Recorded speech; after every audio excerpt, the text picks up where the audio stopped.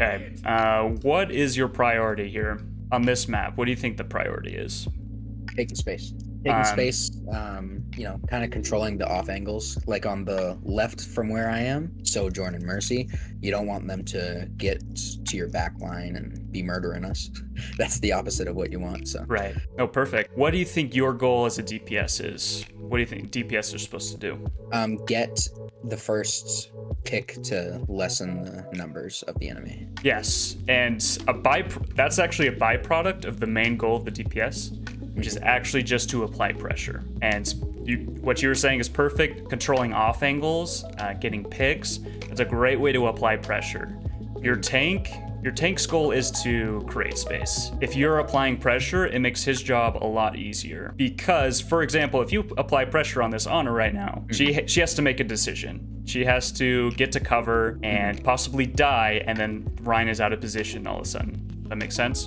So Yeah. by applying this pressure, you're making it easier for our tank, for your core to just push through the front. So we're gonna look at this first fight. You guys end up winning it. I want you to pay attention on why do you think you won?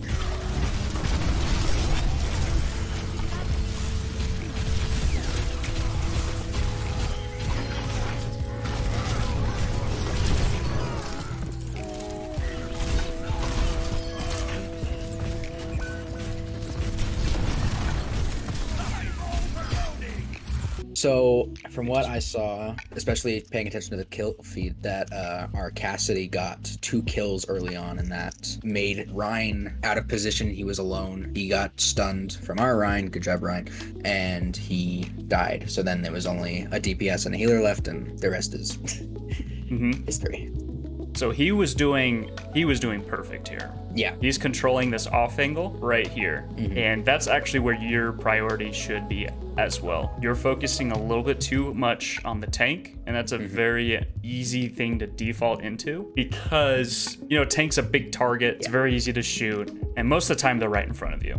That shouldn't be number one priority. Number one priority should be controlling off angles and then targeting first the supports, then the DPS, and then think about the tank. Because if you helped your cast over here, these guys are totally unprotected from their tank. You could just push in together, even just with one healer, and do a lot of damage. Even with a Mercy Pocket, you can right-click a Bastion down pretty easily within 4 hits. Yeah. Now, after this fight, what do you think is bad about this situation here?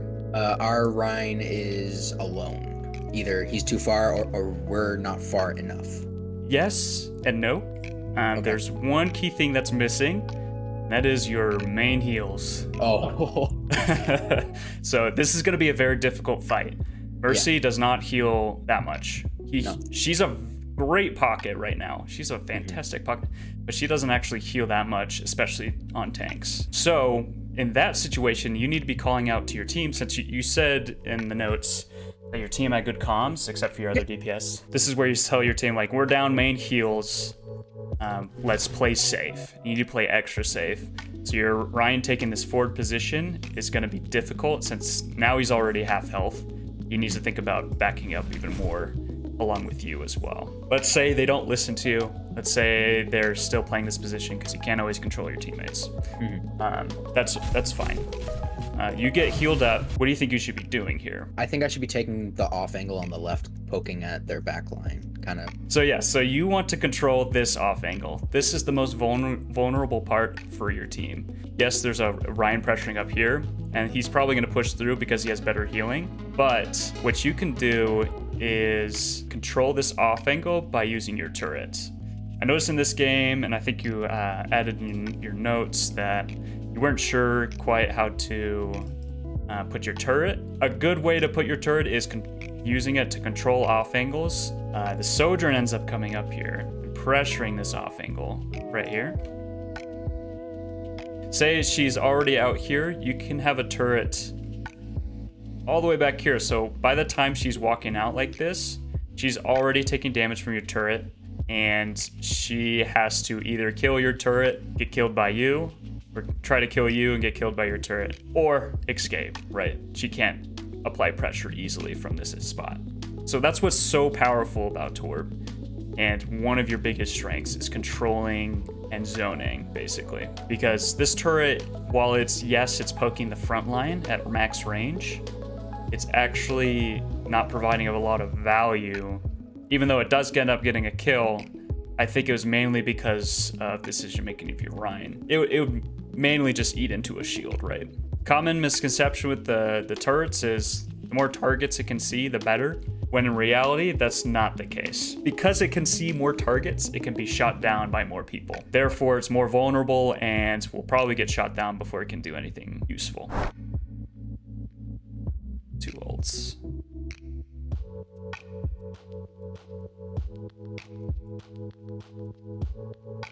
And it's also just a lot of setup work that is wasting time. Like, say it is a perfect turret, it does do exactly what you say it does. Maybe it's effective, but you're spending all of this time trying to set it up. You're way over here, while your team is trying to control this choke point. Let me ask you this: who has the advantage, attack or defense in most maps? I would say defense. That's 100% correct. 50-50, and I got it right. Because on defense, there's always these choke points that the enemy team has to go through. There's very limited options that they have of actually pushing through a choke point. And they have to make moves to be able to make it work. Meaning they have to use an ult, they have to get a sneaky pick, have to apply a ton of pressure all at the same time. And it's advantageous for you because say they push through this choke point, you could set up to where you have an off angle on high ground over here. You could have someone on the low ground. You could have someone playing cover on point. You could have someone back here. They're all firing at this convergence point. And this is very difficult for them because they have to look at multiple different angles and they have to make a ton of complicated decisions, while all you guys really have to do is control this off angle and control this choke, and that's it. When do you decide to ult? When do you think is a good time to ult as the dwarf? Well, it's considering it's kind of like Ball's Mines. It's a really good space denial tool. It's also kind of in a way like Hanzo's Dragon. I'm probably going way off, but to split the team in half if like a tank's on one side and the DPS is on another and the tank can't get to the DPS because it melts their armor, the DPS will die. Now in this instance specifically, I don't know what I was thinking. And that's okay. Yeah. If you don't know when to ult, what I like to do personally is if they have an enemy Kiriko who's very popular, I always wait until she ults and then I ult on her ult. Yeah. Because her ult is a lot more value than yours. Now, in situations like this, I love to ult when their tank pushes past a choke. So this is probably the main choke of their team. So as soon as this tank pushes past the choke, that's when I would ult. You basically divide the team up like you were saying, like a Hanzo Dragon. You put it on the choke, that way their Rein can't run back into their team. You could do that with probably just 2 or 3 globs, and then the rest, you just rain, what is it? Silvok calls it a napalm strike. Oh yeah. You aim it up in the air and just try to get it all over point as much as you can. Like, this is perfect. This is excellent. You're using the turret. You have overdrive up. You're going to use that to pressure this off angle. This is perfect. And this is why the soldier dies. And now you guys are up 1. Your Rein's getting pinned. He's going into traffic. Yeah, he's gone. You need to forget about him. Yeah. You need to focus on someone else right now. This is pivotal right now. This is definitely winnable. This is where you start pressuring their back line, and you have 2 healers that can help you out, especially a Valked Mercy. Now, in this instance, I'm going to ask a question if you don't mind. In this instance, our Rein is pinging for everybody to come up here. Now, our whole team is up on this side, so should I have gone to the left of the high ground, or at least thrown a turret down there so it's behind them if we're all up here, or should I stay with the team because we're all controlling the high ground, and having the high ground would be better than leaving it? And I'd say controlling the high ground is key here. It is better because you have high ground advantage. And they are all over points, and it's better just to be up here because what's there to do over here? I think you start shooting at the Rein, you quickly realize there's nothing to be done here. Especially because you guys have a Widow. Widow will not break shields, and she shouldn't. And so you're basically relying on just yourself to break a shield. Basically, you have to play around the shield. Say you are applying pressure right here onto their healers, they're gonna have a lot tougher time keeping this Rein alive. They're getting targeted, and they have to either go to cover or die. And that's basically their two options. And then your Rein can just swing away and kill the Rein for free. So yes, you're applying pressure right here, and because their Rein made a stupid decision of trying to go for a risky pin into your entire team, that's why he was able to die. But if he didn't and just, stood there, he could have held this position for a long time. But your Widow's right there controlling an off angle, gets an excellent headshot. And because you guys are up 2, this is where I would say wait for your overdrive, and then once it's up, just apply as much pressure as you can. Just tell your team to hold W. Your Rein's gonna get healed up pretty easily right now. This is something you need to take advantage of, is your current advantage. You're up on the numbers. These guys can die really easily to you, and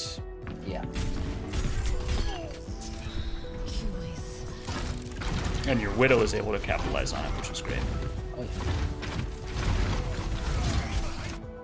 And this comes to the same thing we were talking about earlier. You're kind of trying to figure out what the best turret spot is, and it's allowed them to get this position. So in this situation, where would you just throw your turret just to have it there to help out? Somewhere where it would shoot out someone peeking from either of these angles, whatever angle you want to control. Oh, you can't even see my annotations. Yeah, I was wondering. I'm like, oh my gosh. They're trying to push through here. Because you're over here trying to look for turrets, a turret spot, they now have the option of going through here. They can go through here. They can go through here. You've opened up their options. But instead, if you were up here with your team, you limit their options to these two spots, which is a lot harder to deal with. You have a turret here controlling an off angle. It makes it more difficult for their team. You can control both angles if you really wanted to. I would personally probably put it over here.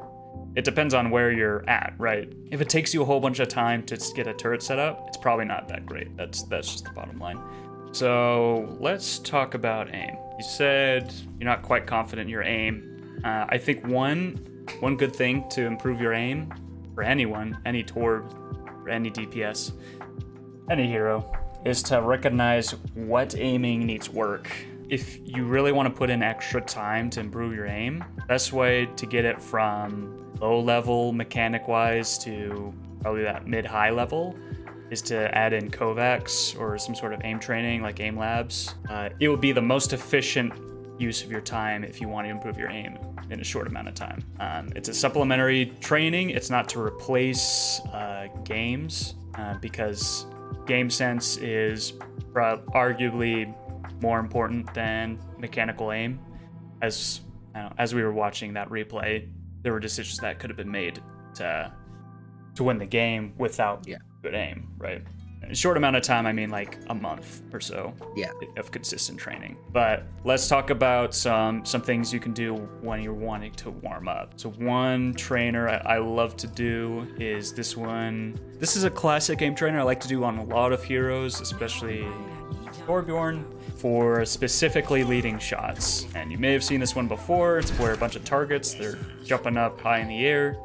And basically what I love to do is I pick one target, try to follow it all the way up and all the way down. You get used to doing this, and you get used to doing or leading your shots. And this is very important because Dwarf is all about leading shots, and it can be difficult, and it's different from any other character. So learning this pattern is very important. Once you've learned how to follow a target just on the body, Try to do only headshots. I haven't played Dwarf in a while, so. That's right. My aiming's not a great example right now, but basically you want to aim for the head and follow all the way down, follow all the way back up. That's good if you want to practice mid-range shots. There's also the close quarter combat that Torb has. If I recognize that, oh, I'm trying to take duels, trying to take 1v1s with like Sojourns, and I'm losing a lot of the times, what's something I can do to work on that? I like to go into an aim arena. You come in here, you take reduced damage from the bots. You can go up to this host room. You go up to the bots number, you crouch a few times, add variety. You want to practice your left clicks. Gosh, I am sucking. Practice your, yeah, obviously I need to use this map. But no, I think this is really good because, you know, it'll kind of train me to know when to use my shotgun and when to use my left clicks, because I don't think I use my shotgun enough. Exactly. You can practice short range. This is where you do the practice flicking with your right clicks, or you could practice mid range right here. Try to lead your shots. That's where the other map comes in handy. Yeah. Kind of solidify that practice. And once you're getting good at landing consistent body shots, aim for the head. Your game plan here. If you really want to improve, a good way of doing that is just going into your replays, probably maybe once every 2 games, 3 games. You could do it every game if you really wanted. And just looking at how do you use your abilities, like what you could do differently in a situation, how can you personally do better in a team fight, you know, to win that team fight, right? Doing these self replay reviews will add up over time, because you notice a lot of things like in the replay review today that I didn't even need to point out. It seems like you naturally start to catch up on things, and that happens with everybody. If you start to pick up on the things, you can take a note, either a mental note, or you can write it down and say, oh, I can improve on this and this, and you can remember that for next game. That's all part of the long game, right? Yeah. Improving over time. You're not looking for wins in the next 10 games, or maybe even 20 games. You're looking for wins in the next 100 games. I'll catch you on the flippy floppy then. Alrighty, I'll see ya.